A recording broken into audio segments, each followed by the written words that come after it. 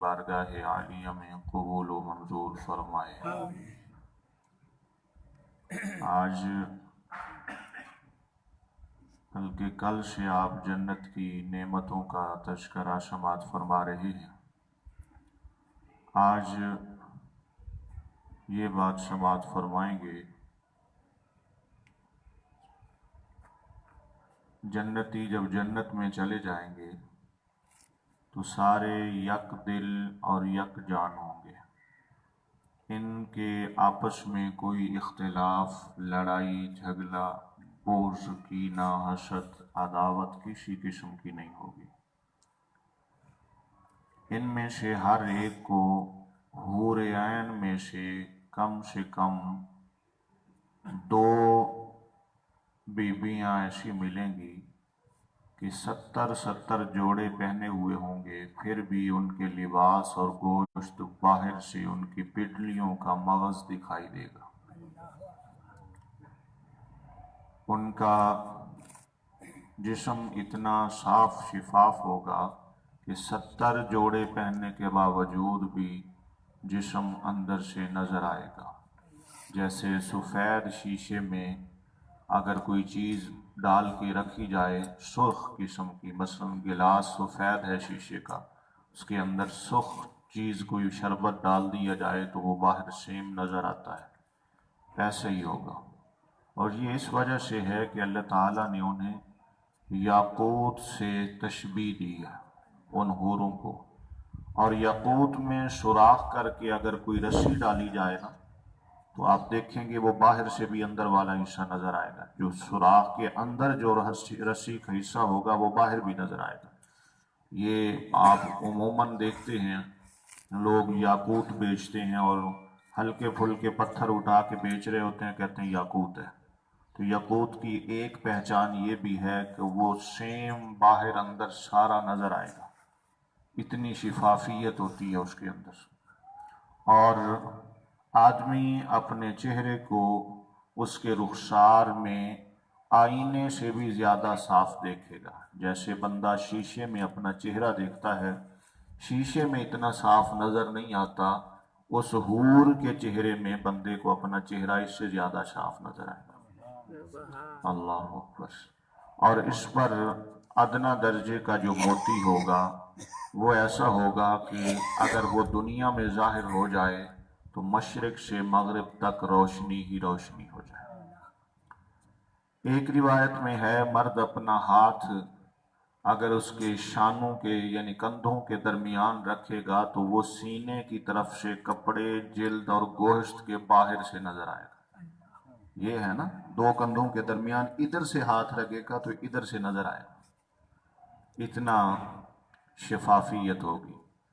अगर जन्नत का कपड़ा दुनिया में पहना जाए तो जो भी देखे वो बेहोश हो जाए, इतना आला किस्म का लिबास, और लोग उसे देखने की ताकत ही नहीं रख सकते। मर्द जब उसके पास जाएगा तो उसे हर बार उसी तरह पाएगा जैसे पहली बार थी। ठीक है, यानी वहां ये उम्र गुजरने का तकाजा नहीं है। जैसे पहली बार थी वो मर्द और औरत दोनों उसी तरह तरोताजा रहेंगे और किसी को किसी किस्म की कोई तकलीफ भी नहीं होगी जन्नत में। अगर कोई जन्नत की हूर समंदर में थूक दे, दुनिया के समंदर में थूक दे, तो उसकी थूक की मिठास की वजह से सारे समंदर ही शीरीं हो जाए, मीठे हो जाए। ये जन्नत की हूरें। एक और रिवायत में है कि अगर जन्नत की हूर 7 समंदरों में थूके तो वो शहद से भी ज्यादा मीठे हो जाए। सिर्फ एक थूक से 7 समंदर शहद से ज्यादा मीठे हो जाए। जब कोई बंदा जन्नत में जाएगा तो उसके सिरहाने और पैंती में 2 हूरें इंतहाई अच्छी आवाज में गुनगुनाएंगी। ठीक है, गाना सुनाएंगी, लेकिन वो गाना ये दुनिया वाला नहीं होगा। ठीक है, इसको भी ज़हन में बिठा लें। गाना गुनगुनाने की आवाज़ होगी पैंती की जानिब से भी, सिराने की जानिब से भी, लेकिन ये गाना दुनिया वाला नहीं होगा। उनमें ना ये शैतानी मज़ामीर होंगे, بلکہ وہاں کا گنگنانا بھی اللہ کی حمد و ثنا ہو. وہ جو حوریں گنگنائیں گی وہ کیا ہوگی؟ حمد و ثنا ہوگی. اللہ کرے کہ ہمارے جوانوں کو بھی جو گانے کا شوق ہے وہ اسی گانے میں لگ جائیں تو پھر سبحان اللہ. ہر بچے اور ہر جوان کی زبان پر اللہ اور اس کے رسول صلی اللہ علیہ وآلہ وسلم کی حمد و ثنا ہو، تعریف ہو، تو پھر سبحان اللہ. اللہ اکبر. اور وہ ایسی آوازیں ہوں گی کہ مخلوق نے ایسی آواز دنیا میں کبھی سنی نہیں ہوگی، اور وہ ایسی سر اور ترنم کے ساتھ گائیں گی کہ ہمیشہ ان کا جو سوز و گداز ہے باقی رہے گا، کبھی ختم نہیں ہوگا. اور ان میں کیا ہے؟ اس میں وہ یہ کہیں گی ہم آپ کے امن کے لیے، آپ کو سکون دینے کے لیے، کبھی تکلیف میں نہیں ڈالیں گی ہم آپ کو، ہم راضی ہیں، ناراض نہیں ہوں گے. مبارکباد ہے اس کے لیے جو ہمارا ہے اور ہم اس کی ہیں. سر کے بال، پلکوں اور بھووں کے سوا جنتی کے بدن پر کہیں بال نہیں ہوں گے. سر، پلکیں اور بھویں، بس اس کے علاوہ اور کہیں بدن کے بال نہیں ہوں گے. سارے بے ریش ہوں گے. سمجھ آئیے؟ اللہ اکبر. سرمگی آنکھیں ہوں گی، 30 برس کی عمر کے معلوم ہوں گے سارے، کبھی اس سے زیادہ نہیں ہوں گے. اور ادنا جنتی کے لیے 80,000 خادم اور 72 حوریں ہوں گی. عام جنتی کے لیے یہ ادنا کا درجہ ہے، اعلیٰ اس سے کہیں اعلیٰ ہے. اور ان کو ایسے تاج ملیں گے جنت میں کہ ان میں سے ادنا موتی اگر ظاہر ہو جائے دنیا میں تو مشرق سے مغرب تک روشن کر دے. اور اگر مسلمان اولاد کی خواہش کریں گے جنت میں، دل کرتا ہے نا، اولاد بھی بڑی اچھی چیز ہے. نہیں پڑھ لئیے نا پھر لا لینا ہون کہ دن پکھا لا لو. مسلمان کسی کے دل میں خیال آئے گا نا اولاد ہو، اس خواہش پر بھی عمل ایسے ہو جائے گا کہ ابھی سوچا ابھی اولاد ہو گئی اور جوان ہو گئی 30 سال. ٹھیک ہے، آپ نے کل بھی سماعت فرمایا جس چیز کی خواہش کریں گے وہ فوراً ہو جائے گی. تو ایسا ہی ہوگا، اگر اولاد کی خواہش بھی کسی کے دل میں آئے گی، ابھی حمل ہوا، ابھی بچہ پیدا ہوا، ابھی 30 سال کی عمر کا سامنے آ گیا، یہ جو خواہش کریں گے پوری ہوگی. کل ایک بات آپ پوچھ رہے تھے، جنت میں نیند نہیں ہے. نیند کیونکہ ایک قسم کی موت ہے، اور جنت میں موت نہیں، اس لیے نیند بھی نہیں ہوگی. جنتی جب جنت میں جائیں گے ہر ایک اپنے اعمال کی مقدار سے مرتبہ پائے گا، اور اس کے رب کے فضل کی تو حد ہی کوئی نہیں ہے. یہ جو اس کو مقام ملے گا یہ اس کو اپنے اعمال کی وجہ سے ملے گا، اور رب اپنے فضل سے دینا چاہے تو ذالک فضل اللہ یؤتیہ من یشاء، وہ جتنا دینا چاہے دے سکتا ہے. پھر انہیں دنیا کی 1 ہفتے کی مقدار کے بعد اجازت دی جائے گی کہ وہ اپنے پروردگار کی زیارت کریں، کیونکہ وہاں ہفتے مہینے تو ہیں کوئی نہیں نا. یہ دنیا کے اعتبار سے ہفتے بعد جنتی کو اجازت ہوگی کہ وہ پروردگار عالم کا دیدار کرے. عرش الہی ظاہر ہوگا، اللہ رب العزت جنت کے باغوں میں سے ایک باغ میں تجلی فرمائے گا، جنت کے باغوں میں سے. اور ان جنتیوں کے لیے ممبر بچھائے جائیں گے جنہوں نے دیدار کرنا ہے. مہمان آئے ہیں نا دیدار کرنے کے لیے، اعزاز کے ساتھ نور کے ممبر، موتی کے ممبر، یاقوت کے، زبرجد کے، سونے کے، چاندی کے ممبر ہوں گے. اور ان میں سے کوئی جس کا کم سے کم درجہ ہوگا وہ مشک اور کستوری کے ٹیلے پر بیٹھ جائے گا. ممبر نہیں ہوگا اس کے لیے، لیکن اعلیٰ قسم کے ٹیلے بنے ہوں گے، وہ وہاں بیٹھ جائے گا. اور ان میں ادنا کوئی بھی نہیں ہوگا. کوئی اگر اپنے گمان میں یہ سمجھے گا کہ کرسی والوں کو کچھ اپنے سے بڑھ کر سمجھیں تو ایسا نہیں ہوگا، سارے برابر ہیں. اللہ اکبر. خدا کا دیدار ایسا صاف شفاف ہوگا جیسے آفتاب اور 14ویں کی رات کی چاند کو ہر ایک اپنی اپنی جگہ دیکھ سکتا ہے، کوئی دھکم پیل نہیں ہوتی، ایسے ہی دیدار الہی ہوگا۔